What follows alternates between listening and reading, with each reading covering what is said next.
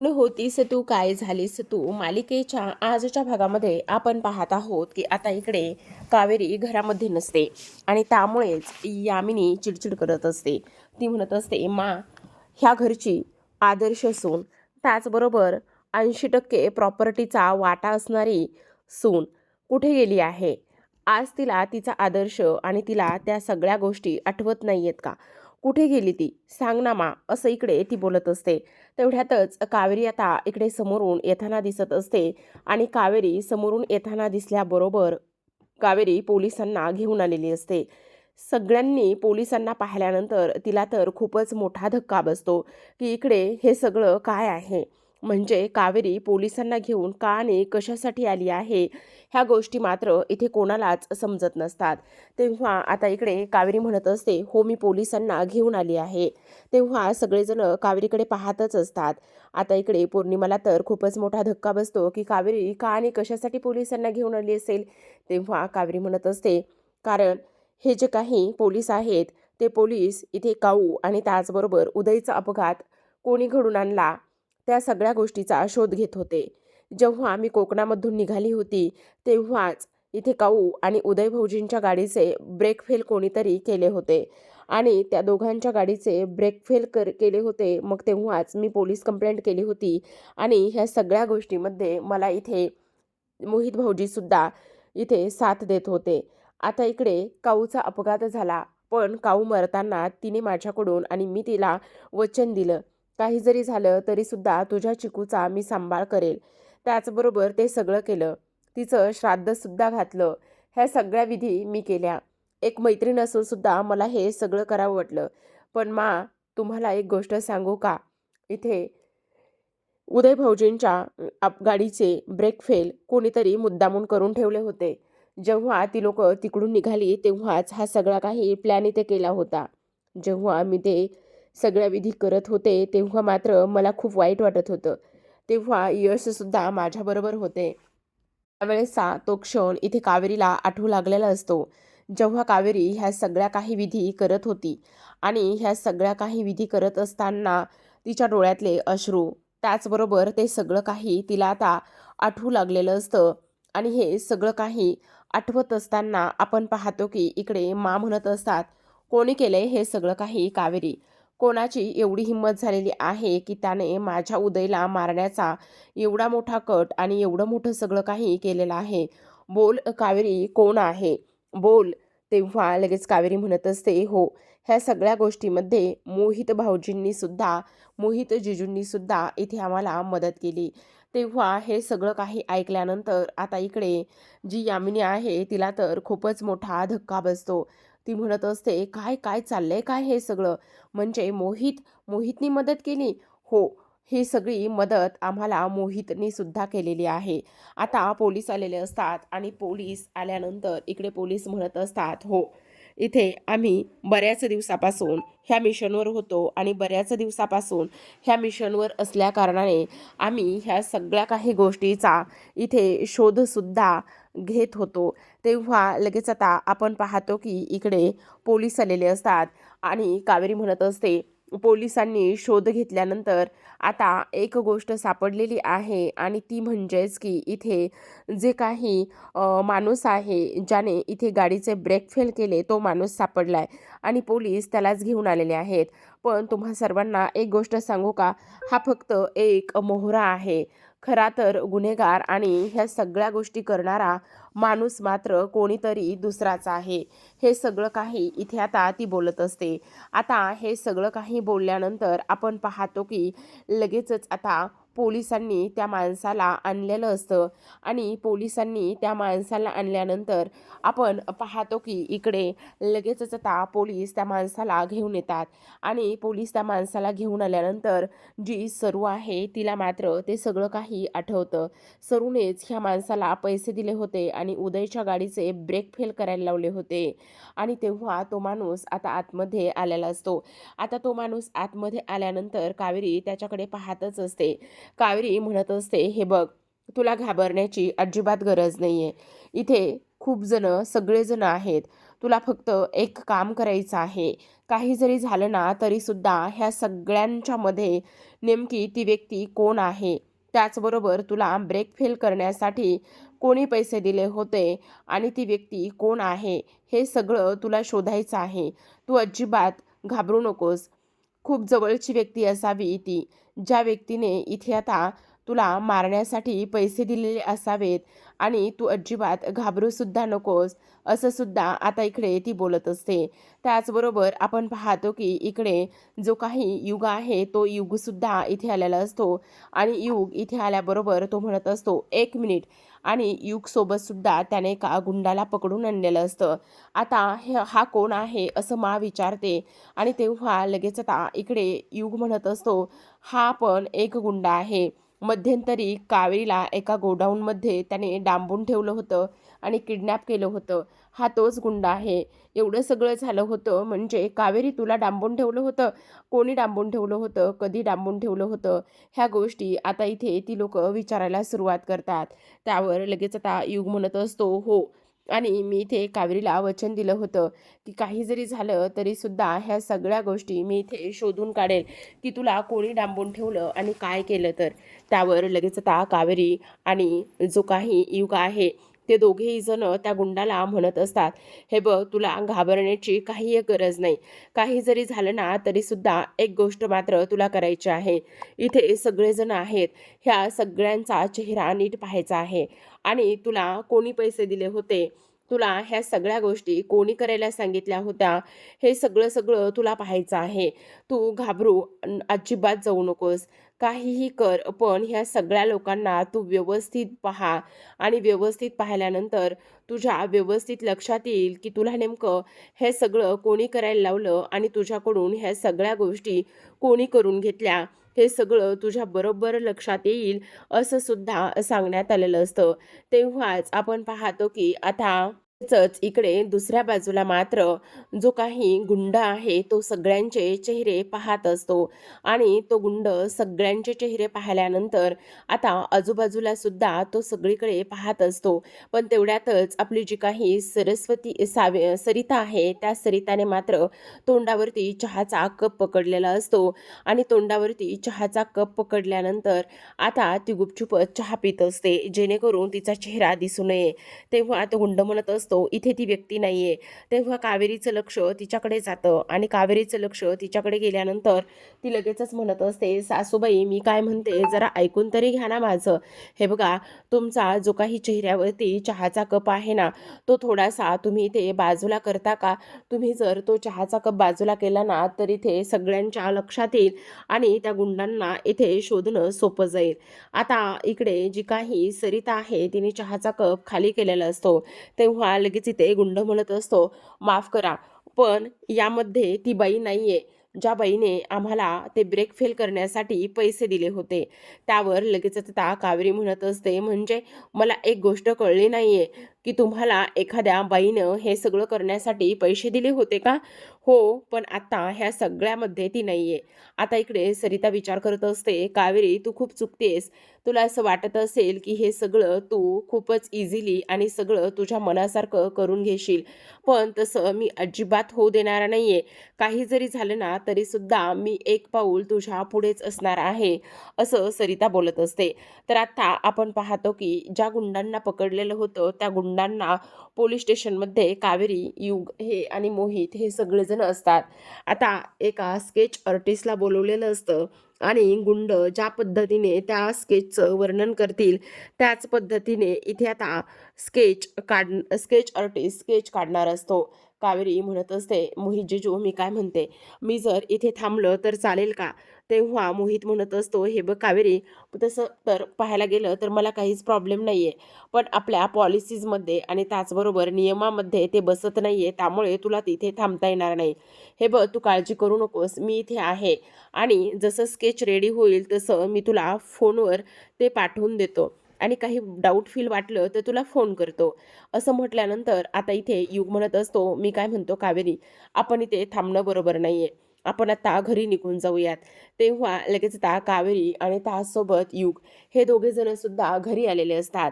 दोघेजण सुद्धा घरी आल्यानंतर आता हॉलमध्ये सगळेजण बसलेले असतात आणि हॉलमध्ये सगळेजण बसल्यानंतर आता त्या मोबाईलवरती, कावेरीच्या मोबाईलवरती इथे जो मोहित आहे त्याने एक स्केच पाठवलेलं असतं. तेव्हा कावेरीला मात्र पूर्ण अविश्वास असतो. ती पूर्ण इथे खात्रीनिशी श्रुतिका भाई सांगत आपके असते साथ की नाही, हे जे काही स्केच आहे ते नाहीच आहे. नक्कीच ह्या स्केचमध्ये काहीतरी झोल झालेला असेल. आता हे स्केच सगळेजण पाहतात आणि सगळ्यांनी हे स्केच पाहिल्यानंतर आता युगसुद्धा पाहतो. युग म्हणत असतो, हिला आता कुठे शोधायचं? ही तर लेडीज आहे, कुठे असेल ही? आणि इथे आपल्या ह्या घरावरती कोणाने कशामुळे उठलं असेल, ह्या सगळ्या गोष्टींचा विचार करावा लागेल. तेव्हा कावेरी म्हणत असते, हो ते सगळं काही ठीक आहे, पण मला ना खूपच मोठा इथे काहीतरी गोंधळ वाटतोय. त्यावर लगेचच आता इकडे जो काही युग आहे तो म्हणत असतो, आता आणि कसला गोंधळ वाटतोय? कसलाही गोंधळ वगैरे काही नाहीये. हे बघ कावेरी, तू काहीतरी वेगळा विचार करू नकोस. त्यावर लगेच आता सरिता म्हणत असते, बघितलं बघितलं कावेरी, माझ्याशी पंगा घेणं किती महागात पडू शकतं. अगं मी हेच काय, मी काहीही करू शकते.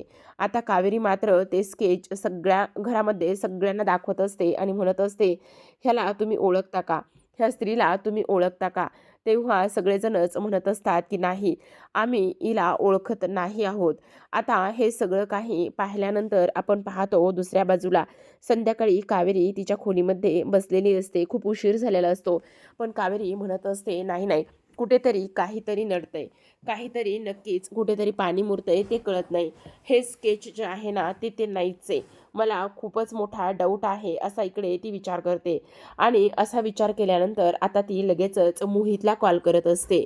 मोहितला कॉल केल्यानंतर मोहित म्हणत असतो, हा कावेरी बोल ना, एवढ्या रात्री का आणि कशामुळे फोन केलेला आहेस? तेव्हा कावेरी म्हणत असते, मोहित जिजू, मला त्या स्केचबद्दल थोडासा डाऊट आहे. कसला डाऊट आहे? अगं ते स्केच आपण काढून घेतलेला आहे ना, मग तुला डाऊट कसला आहे? तेव्हा ती आता लगेचच म्हणत असते, खरं सांगू का, एक गोष्ट मात्र मला सांगा, तुम्ही तिथून कुठे गेला होतात का? तेव्हा आता लगेचच ती म्हणत असते, तेव्हा नाही नाही, मला एक थोडंसं इमर्जन्सी आली होती, त्यामुळेच मी तिथून बाहेर काही कामासाठी गेलो होतो. तेव्हा लगेच आता आपण पाहतो की ते दोघेजण असं बोलल्यानंतर आता इकडे जी काही कावेरी म्हणते, त्या स्केच जिथे काढलं त्या रूममधलं CCTV फुटेज वगैरे काही आहे का? जर त्या रूममधलं CCTV फुटेज वगैरे काही असेल तर प्लीज तुम्ही मला ते पाठवाल का? त्यावर लगेच आता इकडे जो काही मोहित आहे तो म्हणत असतो, हो पाठवतो. आणि तेव्हा तो त्या रूमचं CCTV फुटेज काढतो. आता त्या रूमचं CCTV फुटेज काढल्यानंतर कावेरीला तो पाठवतो.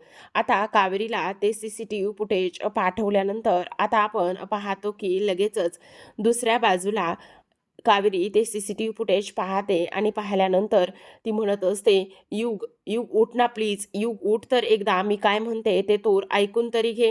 हे बघ, हे CCTV फुटेज, हा व्हिडिओ एकदा बघ ना. तेव्हा युग तो व्हिडिओ पाहायला सुरुवात करतो. आता तो व्हिडिओ पाहत असताना एक स्त्री त्या स्केच आर्टिस्टच्या रूममध्ये गेली होती आणि तिने ते स्केच बदललं आहे. ह्या सगळ्या गोष्टी समोर आलेल्या असतात आणि हे सगळं काही समोर आल्यानंतर कावेरी म्हणत असते, बघितलंस, ही हाईट आणि त्याचबरोबर एकंदरीत बॉडीवरून असं वाटत नाही का की ती तुझी आई असेल म्हणून? तेव्हाच आता इकडे यश चिडतो आणि म्हणत असतो, हे बघ कावेरी, तू मूर्खपणा करू नकोस. एक काकूबाई आहेस तू एक नंबरची. मी तुला मदत करायला लागलो ती कशामुळे आणि का? ह्या सगळ्या गोष्टीमुळे मी तुला मदत करायला लागलेलो होतो. तुला एक गोष्ट लक्षात येते का? हे बघ, तुझ्यावर विश्वास ठेवला. मला वाटलं की तुला आमची दया आलेली असावी. म्हणजे मला असं वाटलं की नाही, तू बहुतेक आमचा विचार करू लागतीस. आमचा हक्क मिळवून देण्यासाठी प्रयत्न करू लागलेली आहेस. पण तसं अजिबात नाहीये. तू तर एक नंबरची मूर्ख आणि चालू आहेस. आता इथून पुढे तुझी आणि माझी मैत्री संपली. इथून पुढे काही जरी झालं तरीसुद्धा माझ्याशी बोलायला अजिबात यायचं नाहीयेस तू. ह्या सगळ्या गोष्टी स्पष्टपणे आता इथे तो बोललेला असतो. आता हे सगळं काही बोलल्यानंतर आपण पाहतो की लगेचच इकडे दुसऱ्या बाजूला सरिताने हे सगळं काही तिचं बोलणं वगैरे ऐकलेलं असतं आणि सरिता म्हणत असते, बाद झालं कावेरी, आता आता मात्र तुला मी माझ्या पद्धतीनेच मारण्याचा प्रयत्न करेल. आता मी कोणत्याही गुंडांना किंवा कोणालाही तुला मारायला पाठवणार नाही. तर आता मी स्वतः ह्या सगळ्या गोष्टीमध्ये उतरेल आणि तुझा सगळा काही डाव मी उलटून लावेल. असंच आता इथे ती बोलत असते. तर आता कावेरी दुसऱ्या दिवशी सकाळी फोनवर बोलत असते. तर इकडे मात्र जी काही सरिता आहे त्या सरिताने प्लॅन केलेला असतो आणि कावेरीचा एक प्लॅन असतो की आता मला असं वाटतंय की आपण नक्कीच नक्कीच इकडे आता ह्या सरिता सरिता काकूंची खोली आपण इकडे शोधायला पाहिजे. एकदा का सरिता काकूंची खोली आपण शोधली ना, इकडे नक्कीच काहीतरी त्यामध्ये मिळेल असा इकडे ती विचार करते आणि सरिताच्या खोलीमध्ये शोधायला जाते. आता सरिताला माहिती असतं की कावेरी तिच्या खोलीमध्ये गेलेली आहे आणि त्यामुळे ती लगेचच आता तिथून बाहेर पडते आणि तिथून बाहेर पडल्यानंतर आपण पाहतो आता कावेरी पूर्ण खोलीमध्ये शोधाशोध सुरू करत असते की काहीतरी मला पुरावा नक्कीच मिळेल, जो की मला इथे युगला दाखवता येईल आणि युगला ही गोष्ट सांगता येईल की हे बघ, इथे तुझी आई फक्त आणि फक्त इथे कोणाच्या तरी जीवावर उठली आहे. ह्या सगळ्या गोष्टी मला त्याला सांगता येतील असाच आता इथे ती विचार करत असते. तेव्हा आपण पाहतो की इकडे आता दुसऱ्या बाजूला जी सरिता आहे त्या सरिताने एक इलेक्ट्रिकल भांडं असतं आणि ते भांडं दरवाजामध्ये ठेवलेलं असतं. आता इकडे ती विचार करत असते, एकदा का कावेरी आली आणि कावेरी आल्यानंतर आता लगेचच ती हे भांडं पाहिल आणि हे भांडं तिने पाहिल्यानंतर मग खरी मजा येणार आहे. म्हणजे एकदा का ती ह्या भांड्याला हात लावेल आणि भांड्याला हात लावल्यानंतर जाग्यावरच कावेरीचा जीव जाईल. ह्या सगळ्या गोष्टी आता इथे ती बोलत असते आणि मी हे सगळं ह्याच पद्धतीने करणार आहे असं सुद्धा आता इकडे ती सांगत असते. आणि तेव्हा तिला स्वप्न पडतं, कावेरी आलेली आहे आणि कावेरीने त्या भांड्याला हात लावलाय आणि त्या भांड्याला हात लावल्यानंतर इथे कावेरीला चक्कर आली आणि त्याचबरोबर तिला शॉक लागून ती खाली जमिनीवर कोसळली आहे. हे सगळं काही ती इथे स्वप्न पाहते. आता दरवाजाची बेल वाजवते. दरवाजाची बेल वाजवल्याबरोबर इकडे कावेरी बाहेर येते. आता सरिताला असं वाटत असतं की नाही, काही जरी झालं तरी सुद्धा ह्या गोष्टीमध्ये कावेरीचा जीव गेलाच पाहिजे असा इकडे आता ती विचार करू लागलेली असते. आता ह्या सगळ्या गोष्टीचा तिने विचार केल्यानंतर आपण पाहतो की इकडे बेल वाजल्यावर ती बाजूलाच उभी राहते. कावेरी इथे तिच्या रूममध्ये शोधाशोध सुरू करत असतानाच लगेचच आता इकडे बेल वाजली म्हणून ती बाहेर येते. आता बाहेर आल्यानंतर आपण पाहतो की इकडे कावेरी दरवाजापाशी येते आणि दरवाजापाशी आल्यानंतर जो काही तिथे बॉक्स ठेवलेला असतो तो बॉक्स ती इथे उचलण्याचा पूर्ण प्रयत्न करत असते. आता बॉक्स उचलण्याचा पूर्ण प्रयत्न केल्यानंतर किंवा हात लावणार तेवढ्यातच तिथे युग आलेला असतो. आता युग तिथे आल्याबरोबर इथे तो म्हणत असतो, तू आहेस का काकूबाई? तेव्हा लगेच कावेरी म्हणत असते, हे बघ युग, मला तुझ्याशी थोडंसं महत्त्वाचं बोलायचं आहे. तेव्हा तो म्हणत असतो, पण मला तुझ्याशी काहीच बोलायचं नाही आहे. तू माझा विश्वासघात केलेला आहेस आणि तू आपली मैत्री तोडलेली आहेस. तू माझ्या आईवर संशय घेतलायस. तेव्हा कावेरी म्हणत असते, हे बघ युग, मी तुझ्या आईवर वगैरे अजिबात संशय घेतला नाही आहे. तुला मी काय म्हणते ते ऐकून घ्यावंच लागणार आहे. तुला एक गोष्ट कळते का? अरे, ज्या ज्या ज्या आहेत त्या इथे कधीच कोणाला उलट बोलत नाही आहेत किंवा कधीच त्या कोणावर आरेरावी करत नाही आहेत. त्या इथे त्यांच्या नंदेवरती असा अन्याय कसा काय करू शकतात? अरे, तुला एक गोष्ट सांगू का? निशा त्यांची सख्खी मुलगी नाही आहे.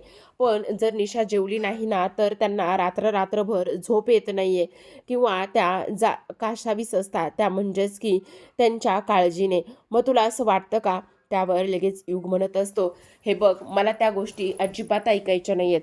हे बघ, जर मी एक गोष्ट तुला सांगते, तू आता एकदा कान डोळे हे सगळं काही उघडं ठेवून ऐक. त्यावर मात्र तो चिडलेला असतो आणि म्हणत असतो, मी तुला सांगितलंय ना, मला काहीही आणि कोणाचं कसलंच ऐकायचं नाही म्हणून. त्यावर आता प्रेक्षकांनो, आजच्या भागामध्ये एवढंच. उद्याचा भाग आपण पाहूयात. त्याआधी चॅनलवर नवीन असाल तर नक्की चॅनलला सबस्क्राईब करा.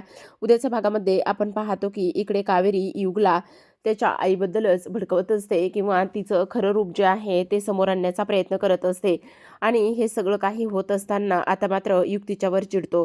तेव्हा कावेरी म्हणत असते, बघ, मला फक्त तू 2 दिवस दे. ह्या 2 दिवसामध्ये नाही मी तुझ्या आईचं रूप समोर आणलं तर नाव कावेरी लावणार नाही. तेव्हा लगेच आता युग म्हणत असतो, तुला असं वाटतंय ना, तर हे बघ, आता हा जो काही इथे डब्बा ठेवलेला आहे ना, त्या डब्याला आम्ही हात लावतो. जर मला काही झालं तर तर समजायचं की माझी आई दोषी आहे आणि जर काही नाही झालं तर तेवढ्यातच आता तिथे ठेवलेल्या त्या भांड्याला तो हात लावतो आणि त्याला करंट लागतो आणि खाली जमिनीवर पडत असतो. कावेरी त्याला सावरण्याचं काम करते. ही गोष्ट जेव्हा इथे सरिताला समजते तेव्हा मात्र सरिता धावतच येते आणि कावेरीचा गळा आवळत असते आणि म्हणत असते, तुझी हिंमत कशी झाली ह्या सगळ्या काही गोष्टी करण्याची? तू माझ्या मुलाच्या जीवावर का आणि कशासाठी उठली आहेस? आज तुझ्यामुळे माझ्या मुलाची ही अवस्था झाली आहे. तर प्रेक्षकांनो, अशाच नवनवीन डेली मालिकांचे अपडेट्स आणि रिव्ह्यू जाणून घ्यायचे असतील, पाहायचे असतील तर नक्की चॅनलला सबस्क्राईब करा. भेटूयात उद्याच्या भागामध्ये. तोपर्यंत पाहत रहा कोण होतीस तू, काय झालीस तू.